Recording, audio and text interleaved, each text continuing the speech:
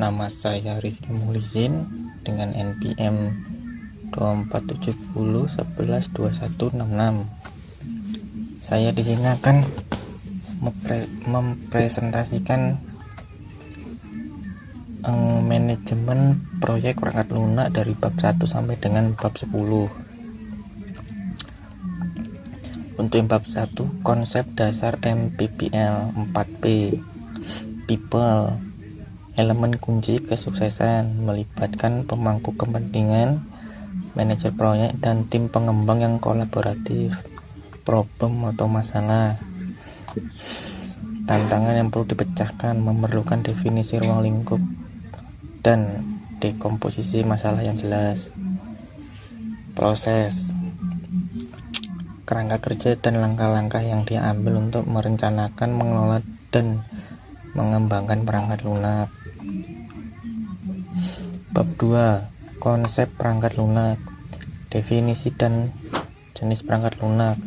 Perangkat lunak adalah komponen instruksi komputer untuk menjalankan tugas tertentu, misalnya sistem OS dan driver aplikasi, pengolah kata atau spreadsheet, middleware, perantara antar aplikasi.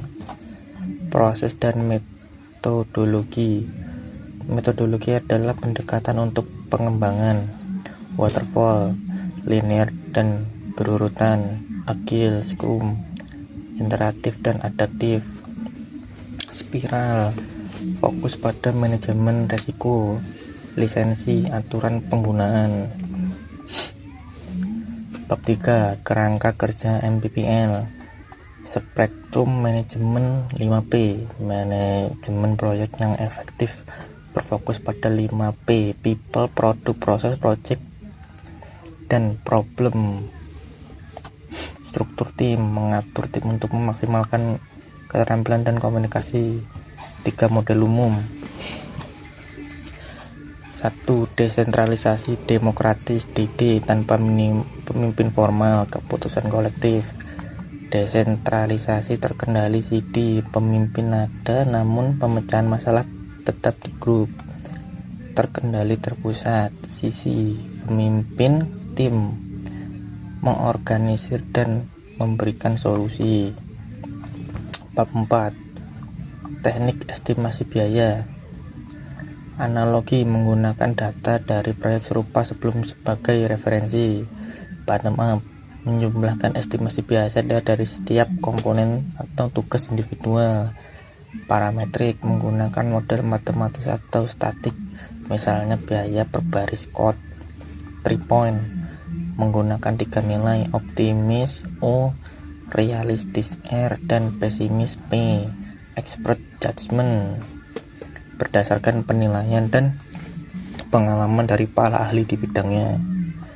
Bab 5, manajemen waktu proyek. 1. Rencana jadwal, menetapkan kebijakan, prosedur, dan dokumentasi untuk mengelola jadwal proyek. 2. Definisi aktivitas, mengidentifikasi dan mendokumentasikan semua aktivitas spesifik agar proyek selesai.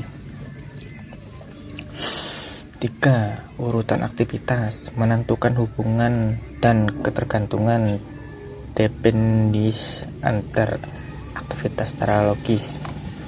Buat jadwal, menganalisis urutan, durasi, dan sumber daya untuk membuat model jadwal proyek final. Bab 6, manajemen mutu proyek. 1. Perencanaan mutu, mengidentifikasi standar mutu yang relevan dan menentukan kriteria untuk mencapainya. 2. Menjamin mutu, evaluasi berkala terhadap pelaksanaan proyek untuk memastikan tim telah memenuhi standar yang telah ditetapkan. 3. Pengendalian mutu, memastikan hasil spesifik untuk memastikan sesuaian menggunakan alat seperti analisis Pareto, Six Sigma, dan pengujian atau testing. Bab 7, manajemen risiko proyek. 1. Identifikasi risiko, menemukan risiko potensial pasar, finansial, teknologi, dan SDM. Analisis risiko, menilai probabilitas dan dampak. Kualitatif memberi skor tinggi, sedang, rendah. Kuantitatif menghitung dampak finansial, perencanaan, penanganan, menyusun strategi, menghindar transfer, mitigasi dan menerima, pemantauan risiko, melacak risiko yang teridentifikasi dan efektivitas penanganannya selama proyek. Bab 8. Dokumentasi kontrak. 1. Surat perjanjian. Dokumen legal atau yang mengikat dua pihak atau lebih, berisi pasal-pasal kesepakatan, hak dan kewajiban yang sah secara hukum. 2. Dokumen mendukung. Surat penawaran, proposal yang merinci biaya, layanan, dan waktu pengerjaan. Surat pengadaan, dokumen untuk pembelian barang atau jasa penunjang aplikasi. Surat perintah kerja (SPK), dokumen formal yang memberi orientasi untuk mulai pekerjaan.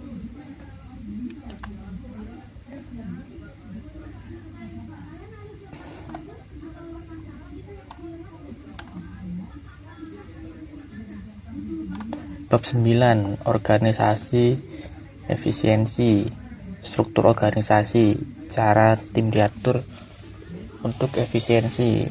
Fungsional dikelompokkan berdasarkan departemen, misalkan IT dan keuangan. Proyek murni, tim didedikasikan penuh untuk satu proyek. Matriks, campuran, individu, melapor ke manajer fungsional dan manajer proyek.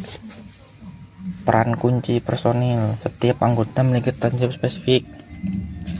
1. Manajer proyek, analisis sistem, pengembangan developer, penguji tester, dan manajemen kualitatif, manajer kualitas, dan desain UI UX. Bab 10. Pengendalian proyek. Pengendalian jadwal, pengendalian biaya, pengendalian mutu, pengendalian perubahan. Pengendalian proyek ini adalah proses memantau, membandingkan rencana dengan kinerja aktual, dan mengambil tindakan kolektif untuk memastikan tujuan proyek tercapai. Terima kasih. Nah, ada pertanyaan Pak, silahkan di komen. Assalamualaikum warahmatullahi wabarakatuh.